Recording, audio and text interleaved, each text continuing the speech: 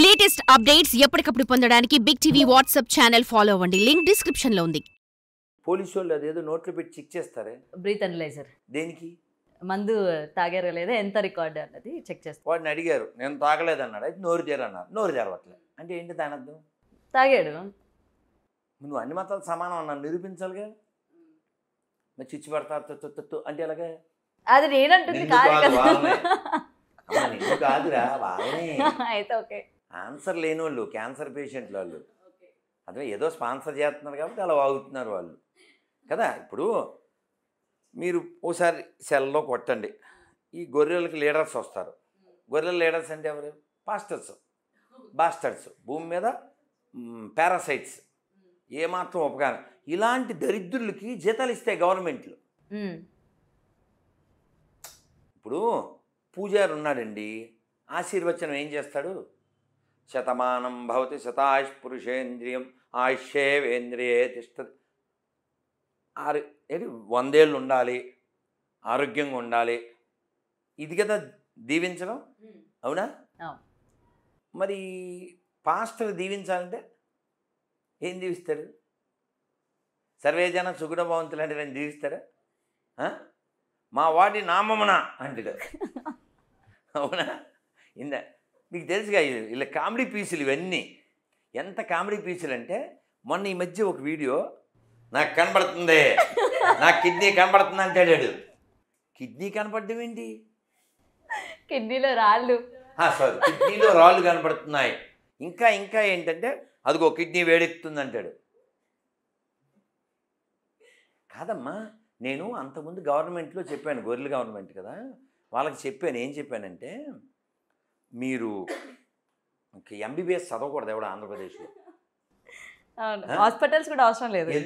ఎందుకు వెళ్ళాలి హాస్పిటల్కి? హాస్పిటల్ ఎందుకు? ఒకడేమో కిడ్నీ బాగు చేసేస్తాడు, ఒకటి క్యాన్సర్ బాగు చేసేస్తాడు, ఒకడేమో చేతులు అతికించేస్తూ ఉంటారు. అవి సూపర్, అది వేరు. నేను చాలాసార్లు చెప్పాను, అద్భుతమైన మనవాడు బంగారు కొన్న. ఏంటి వాడు ఒకటి పుట్టోడున్నాడు, మా శ్యామ్ కిషోర్ అని. వాడైతే అసలు నేను ఈఎన్టీ హాస్పిటల్ అన్నీ తీసేయాలని చెప్పా. ENT hospital waste. ఎందుకంటే అతను హైదరాబాద్లో ఉండి వీడియో కాల్లో ఏలూరులో ఉండే ముసలావిడికి, అమ్మ చెప్పు, ఏం పేరు ఆవిడ పేరు? అన్నమ్మ.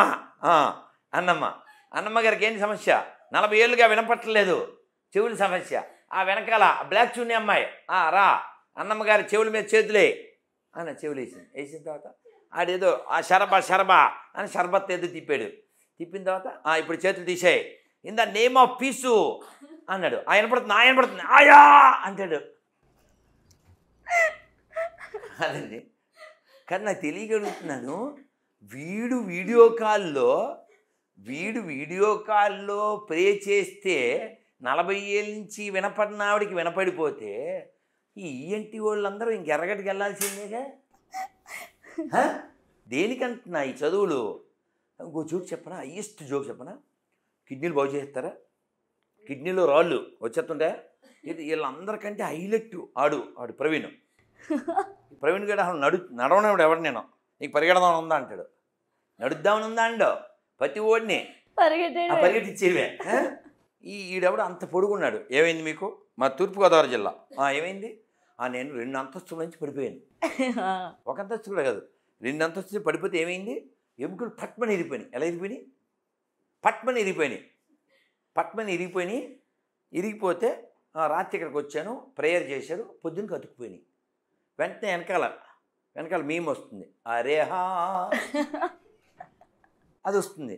ఇప్పుడు ఎలా ఉంది? పరిగెడదాం ఉంది. అదే పరిగెడదాం అని ఈ ర్యాంప్ మీద పరిగెడతాడు ఈడు. వెనకాల సాంగ్ ఏంటి తెలుసా? చెరుకు తోటలో చేటల బియ్యం దువ్విచ్చి వెనకాల సాంగ్ ఇది. అసలు అది కాదు, ఎముకలు ఇరిగిపోతే అతుక్కుపోయి కిడ్నీలో రాళ్ళు బయటకు వచ్చేసి ఇంత పవర్ఫుల్ కదా, ఎయిడ్స్ బాగు చేసేస్తారు. ఇంకా గొప్పది ఏంటంటే, ఓ ముసలావిడ పాడిందిరా పాట, నాకు రాదు. ఏది సార్? ముసలావిడ భలే పాడిందిరా. అంటే అసలు పాట పాడకూడదుగా. రేసుకోబో ఆ పాటని ముసలావిడ పాడింది, భలే పాడింది. అసలు భలే పాడిందిలే ముసలావిడే. కానీ అసలు ఇలాగ ఇది కానీ రీసెంట్ గా ఏసై మీద పాటలు చాలా వస్తున్నాయి. తెలుసును అని ఒక అబ్బో! అసలు ఆంటీ ఏంటి అసలు ఓ రేంజ్లో ఉంది, మామూలు కదా. దాని మీద రీల్స్ అద్భుతంగా చాలా బాగా చేస్తున్నారు, చాలా బాగా రీల్స్ చేస్తున్నారు. ప్రసన్న ప్రసన్న ఎవరికి ప్రసన్నత లేకుండా కాసేపు మొగుడు అంటది, కాసేపు బిడ్డ బిడ్డ బిడ్డ అని ఎర్రగడ్డ, వాడే నా మొగుడు వీడే నా మొగుడు అంటుంటుంది. సో ఇక్కడ పాయింట్ ఏమిటంటే, అమ్మ ఇన్ని రోగాలు తగ్గించేస్తారు కదా, పెద్ద పెద్ద రోగాలు తగ్గించేస్తారు, క్యాన్సర్లు, ఎయిడ్స్లు.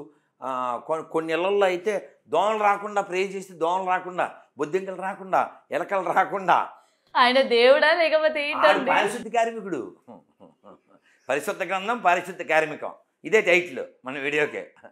పరిశుద్ధ గ్రంథం పారిశుద్ధ కార్మికుడు, అది పారిశుద్ధ కార్మికుడు వాడు, వాళ్ళ గాడ్డు. ఇంకంతకని ఇది ఎలకల్లో దోమలు అన్నింటినీ తరుముతుంటాడు. సరే, విషయం ఏంటంటే ఇంత పెద్ద పెద్ద రోగాలు తగ్గిస్తారు కదా వాడు, వాళ్ళ గాడ్డు. వాడు వీళ్ళ కళ్ళజోడు తీయలేకపోతున్నాడు. కళ్ళజోడు లేకపోతే వీళ్ళ బతుక్కి ఒక్కడ కూడా బుల్బుల్ బుక్ చదవలేరు. వాటికన్నా ఇది చిన్నది కదా సార్. కాదమ్మా, ఇప్పుడు అంత పెద్ద రోగాలు బాగు చేయగలరు కదమ్మా.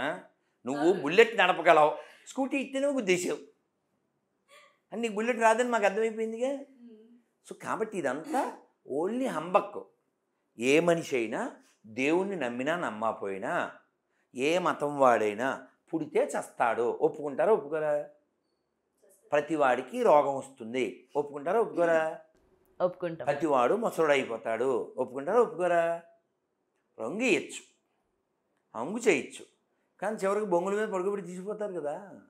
కాబట్టి 4 కామన్ పాయింట్స్ భగవద్గీతలో చెప్పారు. జన్మ, మృత్యు, జర, వ్యాధి. ఎవరికైనా కామన్, పుట్టామంటే చావాలి, మధ్యలో రోగం తప్పదు, ముసలితనం తప్పదు. తిరుపతిలో వాళ్ళు అలా ఎందుకు చేశారంటే ఆ పనికి మాలిన పుస్తకం వాళ్ళకి ఎక్కింది.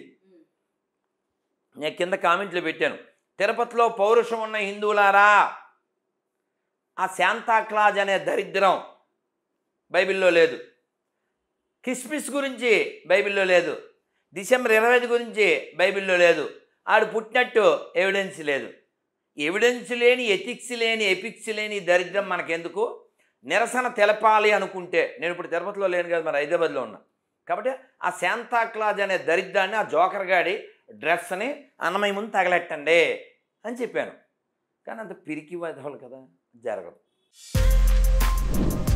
For more videos like this, subscribe Big TV channel.